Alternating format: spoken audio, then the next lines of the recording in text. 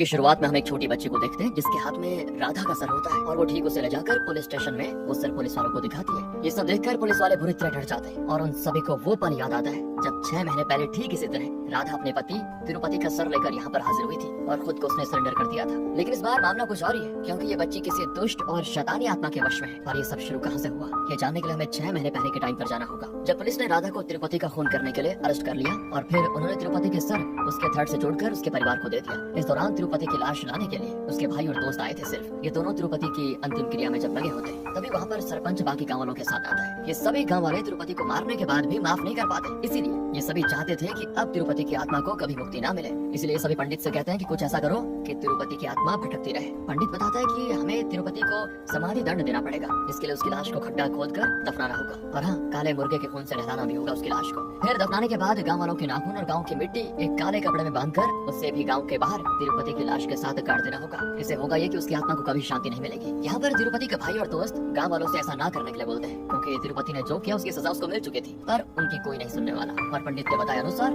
वो सभी तिरुपति की लाश को गाँव के बाहर एक पेड़ के नीचे जहाँ जानवरों को काटा जाता है वहीं दफना देते हैं। इस पॉइंट पर तिरुपति की आत्मा बोलती है कि मैं तुम सबसे बदला जरूर लूंगा और इस गाँव के देवी ओडेला भी मेरा कुछ नहीं बिगाड़ पाएगी। इतना कहकर वो जोर जोर से हंसने लगता है और उसकी आवाज गाँव वालों को नहीं सुनाई देती और वो सभी वहाँ से चले जाते हैं। इसी बीच कुछ दूर कहीं पहाड़ों पर हम कुछ साधुओं को देखते हैं कि एक गुरु उन्हें बताते हैं कि मैंने अभी अपनी दिव्य दृष्टि से देखा कि ओडेला देवी के जन्म स्थान गाँव में एक दुष्ट आत्मा है जो कि सही मौके का इंतजार कर रही है और वो काफी हाहाकार मचाने वाली है। तो इस पर दूसरे साधु उनसे पूछते हैं कि अब क्या होगा। तो गुरु साधु कहते हैं कि जब कहीं पाप जन्म लेता है तो उस पाप को मिटाने के लिए भगवान किसी न किसी रूप में जरूर आते हैं। इसी के साथ हमें एक शिव भक्त साध्वी का ग्लिम्स दिखाया जाता है जो कि काशी में है, जिसका नाम है भैरवी। और अब शायद भैरवी ही गाँव वालों को तिरुपति की आत्मा से बचा सकती है। वैसे दोस्तों, क्या आपके शहर या गाँव की ऐसी कोई हॉरर प्लेस है क्या? अगर है तो प्लीज कमेंट से बताइए, मजा आएगा देखने में। कहानी में आगे बढ़े तो गाँव वाले काफी खुश होते हैं, क्योंकि बहुत दिनों के बाद किसी की शादी गाँव में होने जाती है। एक पंडित ऐसे शादी को कराने के बाद जब अपने घर की तरफ जा रहा होता है तब उसे कुछ लोग रोकते हैं जो कि शराब के नशे में होते हैं। वो पंडित को भी शराब ऑफर करते हैं। पंडित शराब को ना भी नहीं बोल पा रहा था,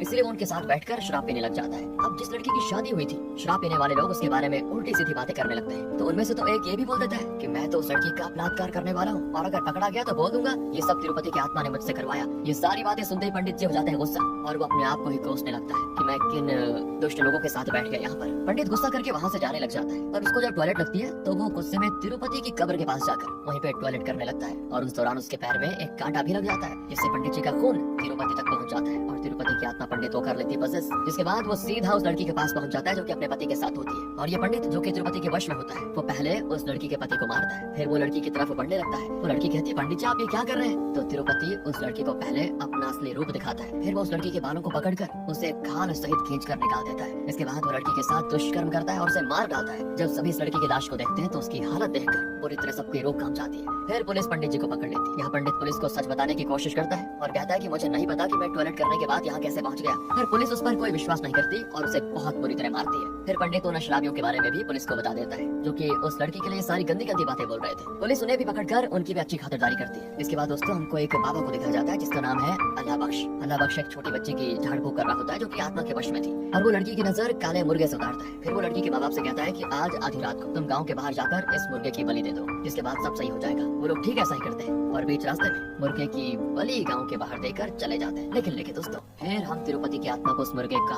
अच्छे से सेवन करते हुए देखते हैं, जिस चीज को वहाँ से गुजर रहा वेंकटेश नाम का आदमी देख लेता है। वेंकटेश असल में उसी अल्लाह बख्श का शिष्य था। वो अगली सुबह अल्लाह बख्श को इस बारे में सब बता देता है। तो अल्लाह बख्श कहता है कि ये बहुत ही खतरनाक बात है, फिर तो मुझे जल्दी कुछ करना होगा। तो इसी दौरान एक आदमी अपनी बेटी की शादी का कार्ड लेकर आता है, जिसको देखकर अल्लाह बख्श उसको ये शादी अभी ना करने के लिए राय देते हैं। वो कहता है कि अभी शादी टाल दो क्योंकि गाँव का माहौल ठीक नहीं है। लेकिन वो आदमी इस बात को नहीं मानता और कहता है कुछ नहीं होगा क्योंकि जिस पंडित ने सब किया था वो पकड़ा गया है। सीन फिर से भैरवी की तरफ शिफ्ट होता है जो कि ओम नमः शिवाय का जाप कर रही होती है। पहाड़ी पर बैठे गुरु साधु बताते हैं कि जल्दी भैरवी ओम नमः शिवाय के 10 करोड़ जाप पूरे कर लेगी, जिसके बाद उसे कुछ न कुछ शक्तियां प्राप्त होंगी। पर वो शक्तियां कैसी और क्या होंगी इसका जवाब उनके पास भी नहीं होता। तो वो आदमी अपनी लड़की की शादी करता है जिसमें सरपंच भी आया होता है। वहाँ एक आदमी सरपंच का इसलिए भी मजाक उड़ाने लगता है क्योंकि वो इतना अमीर है, पर फिर भी उसने सिर्फ 116 रुपए दिए होते हैं। इस पर सरपंच तो भड़क उठता है और उसकी लड़की के पिता से थोड़ी कहासुनी भी हो जाती है। सरपंच का मूड ही खराब हो जाता है तो वो उस शराब को पीता है और फिर गुस्से में जानबूझकर वो तिरुपति को दफनाने वाली जगह पर जाकर उसको गाली देते हुए वहीं पर टॉयलेट करने लगता है। और यहाँ सरपंच के पैर में भी कांटा लगता है, उससे खून निकलता है जिसकी बूंद तिरुपति तक पहुँच जाती है और इस खून के जरिए तिरुपति की आत्मा भी सरपंच को पजेस कर लेती है। अब तिरुपति सरपंच को वश में करके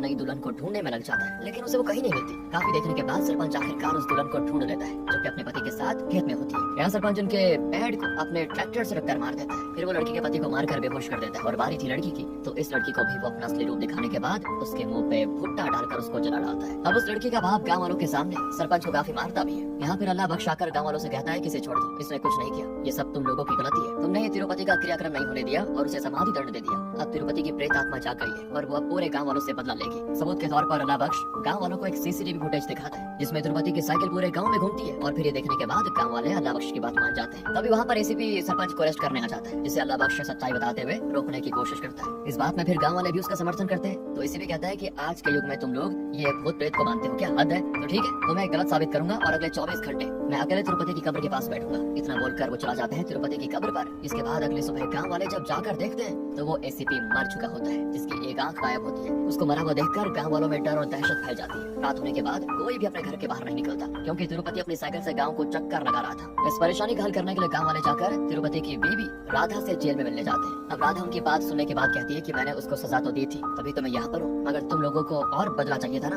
अब गाँव वाले राधा से माफी भी मांगते हैं और कहते हैं कि हमें अब तुम ही बचा सकती हो। राधा कहती है एक आत्मा से कैसे लड़ना है ये मुझे नहीं पता, एक काम करो, तुम मेरी बहन भैरवी के पास जाओ, जिसने बचपन में ही घर छोड़ दिया था और वो शिव की आराधना के लिए चली गई थी। उसको ये साधना वगैरह मेरी दादी ने सिखाया था। वो अक्सर दादी को याद करके एक मंदिर में आती है। ये मंदिर दादी ने बनवाया था, तुम उससे जाकर मिलो, वो पक्का कुछ न कुछ करेगी। गाँव वाले भी राधा के कहे अनुसार भैरवी से जाकर मिल जाते हैं। फिर वो उसको पहले सारी बातें बताते हैं। तो भैरवी गुस्से में कहती है तुम लोगों को एक शव के साथ ये नहीं करना चाहिए था। मृत्यु के बाद कर्मों का हिसाब करना तुम्हारा काम नहीं है। सभी भैरवी से हाथ जोड़कर माफी मांगते और कहते हैं हमारी मदद करो प्लीज। और फिर भैरवी भी गाँव वालों की बातों से पिघल जाती है और वो गाँव वालों की मदद करने को राजी हो जाती है। और अब दोस्तों गाँव की मिट्टी पर जैसे भैरवी के कदम पड़ते हैं, वहाँ की नकारात्मकता शक्ति एकदम से सकारात्मकता शक्ति में बदल जाती है। इतनी पॉजिटिविटी होती है वहाँ पर। भैरवी सबसे पहले अपने घर जाकर पुरानी बातें याद करती है। फिर वो सीधा गाँव वालों के साथ तिरुपति की कब्र पर पहुँच जाती है, जिसके कदम पड़ते ही वहाँ पर तिरुपति की आत्मा तड़प उठती है। तो भैरवी गाँव वालों को कपाल मोक्ष की क्रिया के बारे में बताती है, जिसके लिए 4 नंदी की मूर्तियाँ, 9 तरह के अनाज, गंगाजल और नागा साधुओं की जटाओं की जरूरत पड़ेगी। 4 नंदी की मूर्तियाँ गाँव वालों की चारों दिशाओं से सुरक्षा करेगी, क्योंकि भगवान शिव जिन्हें भूतनाथ भी कहा जाता है और क्योंकि उन्हें भूत प्रेत और बाकी काली शक्तियाँ भी पूजती है, इसीलिए जिसके लिए इन सारी शक्तियों के साथ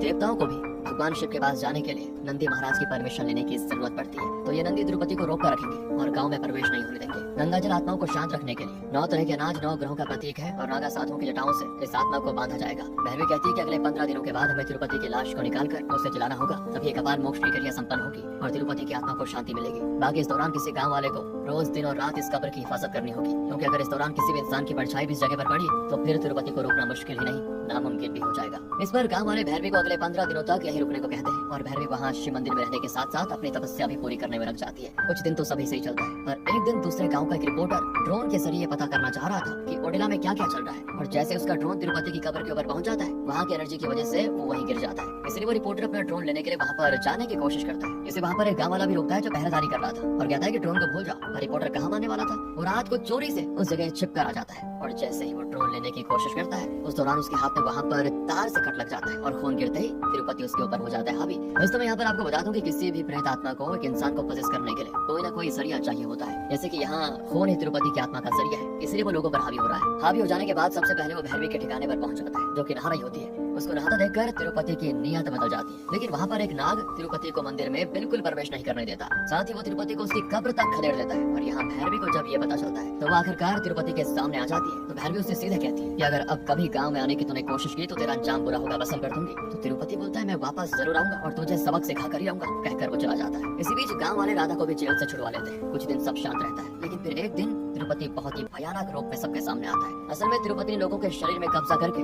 अघोरी साधना सीख ली थी और अब इस साधना के जरिए उसने पंच तत्व यानी अग्नि, जल, वायु, आकाश और धरती पर काबू पा लिया होता है। इस कारण वो अब एक प्रेत से कई ज्यादा शक्तिशाली हो जाता है। उसे तो दोस्तों अब भैरवी भी नहीं रोक सकती। तिरुपति गाँव वालों से कहता है कि तुमने मुझे बांधा था ना, ये कहकर वो गाँव वालों के चारों तरफ एक घेरा बनाकर उन्हें कैद कर लेता है और कहता है कि कोई भी इसके बाहर नहीं आ पाएगा, तुम सभी यहीं तड़प कर मरोगे। असल में अब गाँव वाले ना तो खेती कर सकते थे और ना ही कहीं बाहर कमाने जा सकते थे। एक आदमी इस घेरे को पार करने की कोशिश भी करता है, मगर ऐसा करते उसका सर धड़ से अलग हो जाता है, जो कि सभी डर जाते हैं देखकर। अगले एक दिन गांव की बच्ची की तबीयत खराब हो जाती है, जिसे उसके माता पिता इलाज के लिए तिरुपति के घेरे से बाहर नहीं लेकर जा पा रहे होते, क्योंकि उस जगह कोई हॉस्पिटल भी नहीं है फिलहाल। इसीलिए वो भैरवी के पास आते हैं और उससे कहते हैं कि कुछ करो। तो भैरवी राधा को देखते हुए कहती है मुझे तुम्हारी मदद चाहिए, तभी मैं इसकी मदद कर पाऊंगी। यहाँ राधा भी भैरवी की मदद करने के लिए राजी हो जाती है। भैरवी राधा से कहती है तुम तिरुपति की पत्नी हो तो तुम उसे किसी तरह अपनी बातों में उलझाओ। इस दौरान मैं मंत्र जाप करके उसकी विछाई रेखा की शक्तियों को कमजोर करूंगी ताकि ये अपनी बेटी को बाहर ले जा पाए डॉक्टर के पास। राधा भी भैरवी की बात मानकर दुल्हन के रूप में तिरुपति की कब्र के पास जाकर इमोशनल बातें करती है और इधर भैरवी लाउड स्पीकर के जरिए मंत्र जाप करना शुरू कर देती है। और इससे पहले कि वो लोग बच्चे को लेकर जा पाते,